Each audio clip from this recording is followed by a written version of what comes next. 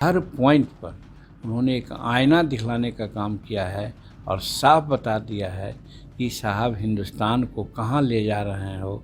हर तरह से, चाहे विज्ञान का मामला हो, चाहे आर्थिक प्रगति का मामला हो, कहाँ हिंदुस्तान बारहवां तेरहवां पोजीशन में था, तो 14 के बाद आज संसार का 5वां आर्थिक स्थिति में आ गया है, देश बन गया है।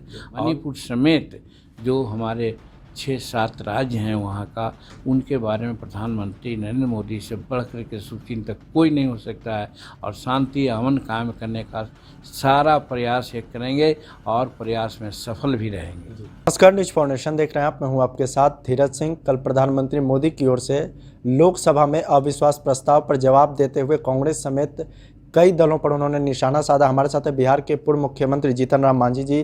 सर, पहले तो जो प्रधानमंत्री ने कल भाषण दिया लोकसभा में, संतुष्ट है उनके भाषण से? देखिए, प्रधानमंत्री जी का अविश्वास प्रस्ताव पर कल का भाषण ऐतिहासिक भाषण था और वो भाषण का कोई जोड़ नहीं है इंडियन डेमोक्रेसी में जो आज तक है कि आज तक इस तरह का कोई भाषण दिया हो। हर पॉइंट पर उन्होंने एक आईना दिखलाने का काम किया है और साफ बता दिया है कि साहब हिंदुस्तान को कहाँ ले जा रहे हो। हर तरह से, चाहे विज्ञान का मामला हो, चाहे आर्थिक प्रगति का मामला हो, कहाँ हिंदुस्तान बारहवां तेरहवां पोजीशन में था, तो 14 के बाद आज संसार का 5वां आर्थिक स्थिति में आ गया है, देश बन गया है।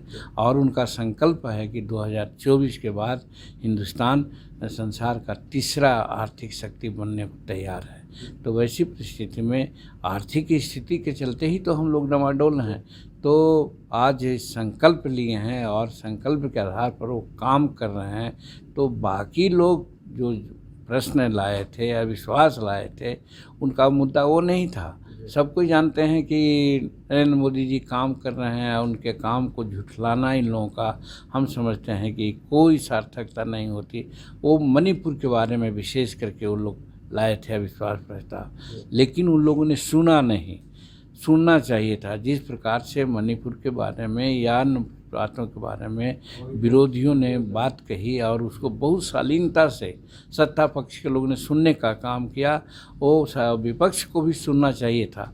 और आपने देखा कि मणिपुर के बारे में कितने तथ्यपूर्ण बातें हमारे नरेंद्र भाई मोदी जी ने कहने का काम किया कि जिस समय कांग्रेस सत्ता में थी क्या क्या बवाल नहीं हुआ था मणिपुर में। उस समय उन लोग कहाँ थे, कुछ नहीं कर सके थे। और आज पूर्वोत्तर राज्यों के बारे में नरेंद्र मोदी जी की नज़रिया बहुत साफ है और इतना नज़रिया साफ यानी इस रूप में पूर्वोत्तर राज्यों को विकास के रूप में देखने का कोई भी प्रधानमंत्री ने आज तक नहीं काम किया जो इन्होंने आज करने का काम किया है। वैसी परिस्थिति में मणिपुर समेत जो हमारे 6-7 राज्य हैं वहाँ का, उनके बारे में प्रधानमंत्री नरेंद्र मोदी से बढ़ कर के शुभचिंतक कोई नहीं हो सकता है और शांति अमन कायम करने का सारा प्रयास ये करेंगे और प्रयास में सफल भी रहेंगे। प्रधानमंत्री ने इंडिया गठबंधन को घमंडिया गठबंधन बताया, लेकिन मुख्यमंत्री नीतीश कुमार तो कहते हैं कि जो हम लोग एकजुट हुए हैं, जो मजबूत हुए हैं, उसके कारण प्रधानमंत्री घबराए हुए हैं और 2024 में मोदी सरकार और बीजेपी का सफाया होगा। जैसे प्रधानमंत्री ने अगर किसी की कहा कल की घमंडिया गठबंधन है, तो मेरा ये कहना है कि अगर ममता जी कहती हैं कि जहां कांग्रेस और सीपीएम रहेगा हम नहीं रहेंगे, केजरीवाल साहब कुछ कहते हैं, उसी प्रकार से वहाँ शरद पवार का भी मामला है। तो सब एक दूसरे के बारे में वो बोलते हैं, तो फिर कैसे हो सकता है कि भाजपा के अगेंस्ट में एक ही कैंडिडेट लोग देंगे। और जब एक कैंडिडेट नहीं देंगे तो साफ है कि नेट गोल भाजपा का होगा। और वैसे परिस्थिति में अगर नीतीश कुमार बोलते हैं तो उनके या तो हताशा की बोली है या नहीं तो घमंड की बोली है। और घमंड भी हम नहीं समझते हैं, प्रधानमंत्री ने कहा तो एक अलग बात है, लेकिन हम नहीं समझते किस बात का उनको घमंड है।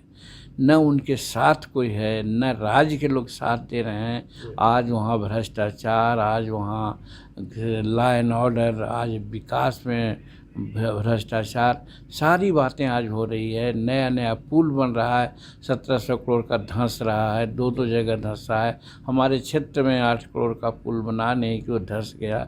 तो एस्टीमेट घोटाला जो पहले हम कहा करते थे, वो एस्टीमेट घोटाला वहाँ चल रहा है। तो वैसी परिस्थिति में उनको हम क्या कर सकते हैं? थेथरोलॉजी की बात हम कर सकते हैं, थेथराई वो कर रहे हैं। और घमंडी की बात कहें मन प्रधानमंत्री, तो उनकी बात को मैं डिनाई नहीं करता, लेकिन मेरे संबंध में नीतीश कुमार थेथरोलॉजी का सहारा ले रहे हैं और उनको कहने के लिए कुछ नहीं है। और 2024-25 में देखिएगा कि बिहार की जनता उनको बढ़िया से सबक सिखाएगी। मुख्यमंत्री नीतीश कुमार सर ये भी कहते हैं कि जो केंद्र सरकार 9 साल से काम कर रही है, बिल्कुल कुछ काम नहीं हो रहा है। मुख्यमंत्री जो बिहार में काम कर रहे हैं उसी का कॉपी करके केंद्र सरकार अपनी योजना बता रही है। उनका इशारा नल जल योजना की ओर है।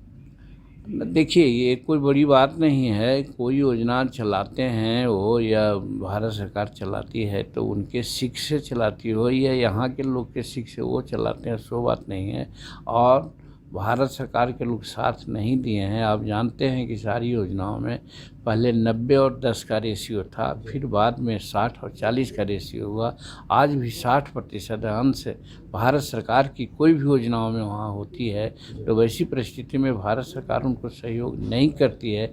एक कहना जनता के आंख में धूल झोंकना है।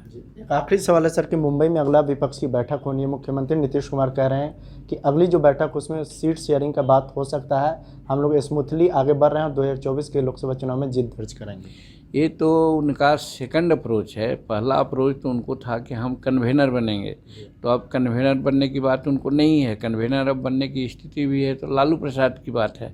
और लालू प्रसाद ने पहले ही कह दिया है राहुल जी को कि आप शादी कीजिए, हम लोग बाराती देंगे। तो ये सब बात से घबरा करके नीतीश कुमार कुछ इस प्रकार की बात बोलते हैं, बोलने के लिए बोल रहे हैं, और उनके बोली में कोई तथ्य नहीं है। बहुत बहुत धन्यवाद। यह बिहार के पूर्व मुख्यमंत्री जीतन राम मांझी। दिल्ली से न्यूज़ फाउंडेशन के लिए मैं धीरज सिंह।